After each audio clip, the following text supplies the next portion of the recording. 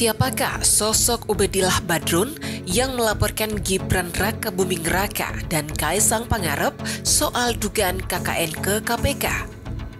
Dua putra Presiden Republik Indonesia Joko Widodo ini dikaitkan punya relasi bisnis dengan grup bisnis yang terlibat pembakaran hutan. Meski laporan itu masih sebatas dugaan yang perlu ditelusuri KPK, namun banyak yang penasaran terkait sosok dan profil seorang dosen yang berani melaporkan anak presiden itu. Ubedillah Badrun adalah dosen sosiologi politik UNJ dan mantan aktivis kelahiran Indramayu, Jawa Barat 15 Maret 1972. Penasaran dengan sosok Ubedillah Badrun? Berikut profil dan biodata Ubedillah Badrun yang telah kami rangkum dari berbagai sumber. Ubedillah Badrun diketahui merupakan seorang dosen Universitas Negeri Jakarta, di mana dia mengajar program studi sosiologi politik dan analis sosial politik di universitas tersebut. Selain kegiatannya mengajar, ia juga aktif menulis. Beberapa karya tulisnya telah dipublikasikan di sejumlah media massa, baik lokal maupun nasional. Selain karya tulis, ia juga aktif menulis fiksi seperti cerpen, puisi, dan novel. Ubedillah Badrun sudah dikenal sebagai aktivis reformasi 1998 yang memilih tidak aktif di partai politik. Pada tahun 1996, ia ikut membidani lahirnya Forum Komunikasi Senat Mahasiswa se-Jakarta yang merupakan organisasi penting dalam pergerakan reformasi 1998. Semasa kuliah pada 1995, ia terpilih sebagai mahasiswa berprestasi dan mendapat penghargaan dari Direktorat Jenderal Pendidikan Tinggi Departemen Pendidikan dan Kebudayaan Republik Indonesia. Di tahun yang sama, ia pernah diciduk Mabes Polri saat menjadi pimpinan simpul gerakan demonstrasi menuntut Harmoko diadili dan Golkar dibubarkan di depan Gedung Kejaksaan Agung. Selain itu, dia juga terdaftar sebagai anggota HMI MPO Cabang Jakarta. Di organisasi tersebut, ia pernah menjabat sebagai ketua umum pada tahun 1997 sampai 1998. Ubedillah diketahui pernah mengikuti kuliah di beberapa perguruan tinggi, antara lain di Mahat Al-Hikmah Jakarta pada 1994 sampai 1995 dan STF Tria Karya Jakarta mengambil program extension course pada 1995 sampai 1997. Ia menyelesaikan S1 di Universitas Negeri Jakarta pada tahun 1998.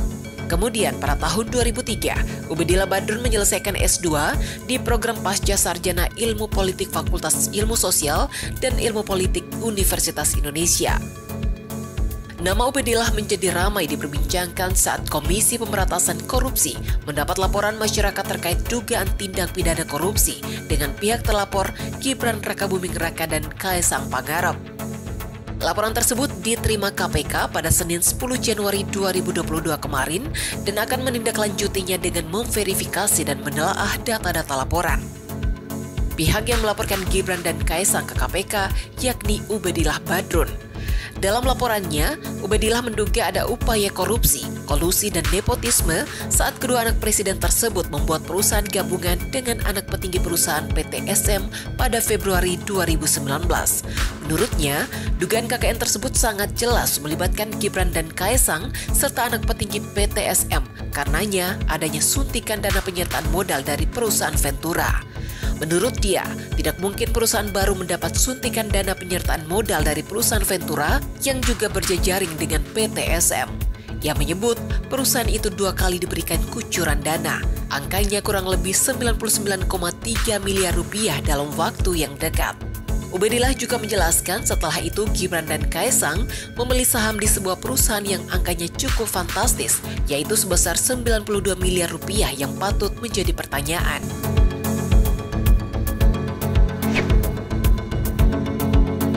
Ubedillah Badrun dilaporkan ke Polda Metro Jaya oleh Ketua Umum Relawan Jokowi Mania Immanuel Ebenhezer. Dosen UNJ tersebut dilaporkan ke polisi atas dugaan pencemaran nama baik atas laporannya terhadap anak-anak Presiden Jokowi yakni Gibran dan Kaesang. Immanuel mewanti-wanti agar Ubedillah meminta maaf secara publik. Immanuel membawa beberapa bukti saat membuat laporan, salah satunya rekaman video pernyataan Ubedillah. Dia memastikan laporan itu diajukannya tanpa berkomunikasi dengan Gibran dan Kaesang terlebih dahulu atau atas inisiatifnya sendiri. Menanggapi hal itu, Gibran pun angkat bicara. Gibran menilai Joman tidak perlu melaporkan dosen UNJ itu ke polisi.